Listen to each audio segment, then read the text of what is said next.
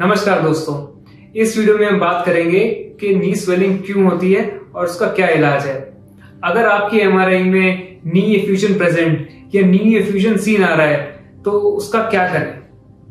नमस्कार दोस्तों, मैं डॉक्टर अभिषेक जैन, आर्थ्रोस्कोपी, स्पोर्ट्स इंजरी और joint replacement specialist, Jain hospital Gurgaon से। दोस्तों, काफी पेशेंट्स अपनी एमआरआई रिपोर्ट लेकर आते हैं हमारे पास। वो कहते हैं इसमें नी एफ्यूजन सीन लिखा है या नी एफ्यूजन प्रेजेंट लिखा है।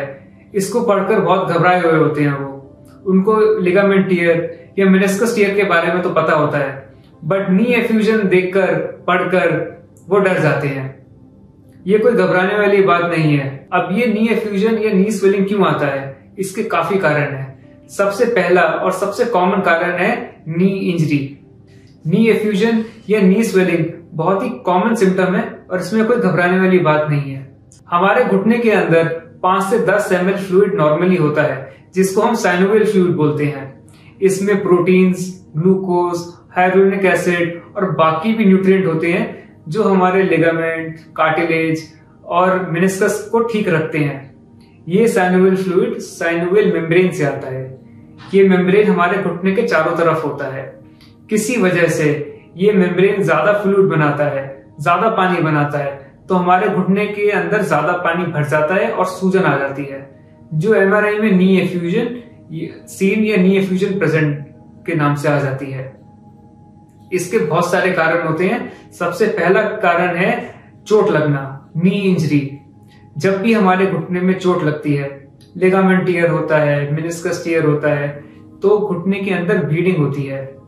ये ब्लड घुटने के अंदर इकट्ठा होता रहता है।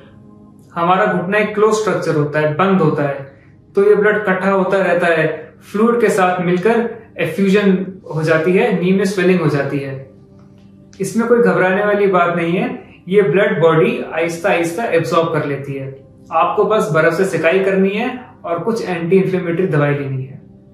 कुछ लोग कहीं जाकर सुई से ये ब्लड निकलवा लेते हैं। हम ये बिल्कुल भी रेकमेंड नहीं करते, क्योंकि पहला, ये ब्लड बॉडी अपने आप एब्सॉर्ब कर लेती है, और दूसरा, सुई से घुटने के अंदर इन्फेक्शन जाने का बहुत बड़ा रिस्क होता है। घुटने में स्वेलिंग आने का दूसरा रीजन है आर्थराइटिस।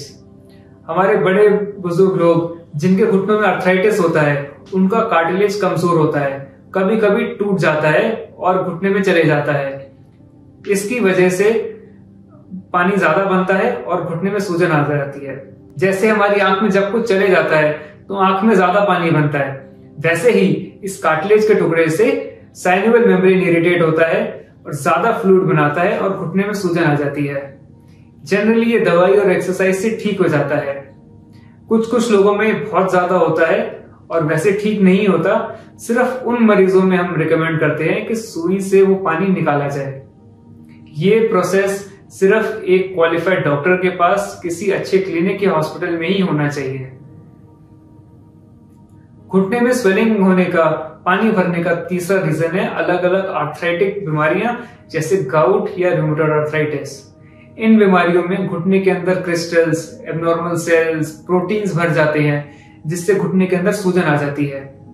इन बीमारियों का इलाज करते ही, दवाइयां स्टार्ट होते ही, ये स्वेलिंग, सूजन कम हो जाती है। स्वेलिंग आने का एक अगला रीजन है इन्फेक्शन।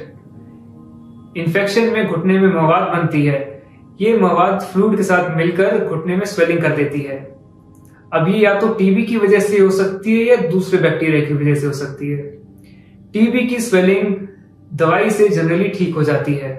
दूसरे बैक्टीरिया की स्वेलिंग में, जिसको हम सेप्टिक आर्थराइटिस बोलते हैं, वो एक इमरजेंसी होती है। उसमें घुटना बहुत सूज जाता है, लाल हो जाता है और आपको काफी तेज बुखार आता है। इस केस में घुटने की सफाई करना बहुत जरूरी होता है। घुटने की स्वेलिंग का लास्ट रीजन है साइनोवियल मेम्ब्रेन की कोई बीमारी। ये मेम्ब्रेन वही है दोस्तों जो फ्लूइड बनाता है। अगर इसमें कोई बीमारी होती है तो ये हाइपर एक्टिव हो जाता है, बिना किसी बात के ज्यादा फ्लूइड बनाने लगता है, जिससे घुटने में सूजन आ जाती है। दोस्तों, अगर घुटने में स्वेलिंग है तो कोई घबराने वाली बात नहीं है, कोई बहुत सीरियस चीज नहीं है। एमआरआई में अगर नी एफ्यूजन सीन या प्रेजेंट आ रहा है तो मोस्टली उसमें उसका कारण भी आ जाता है। उस कारण का इलाज करते ही नी एफ्यूजन भी ठीक हो जाती है। अगर आपके घुटने में कोई स्वेलिंग है या आपकी एमआरआई में नी एफ्यूजन आया है तो आप हमसे बात कर सकती हैं।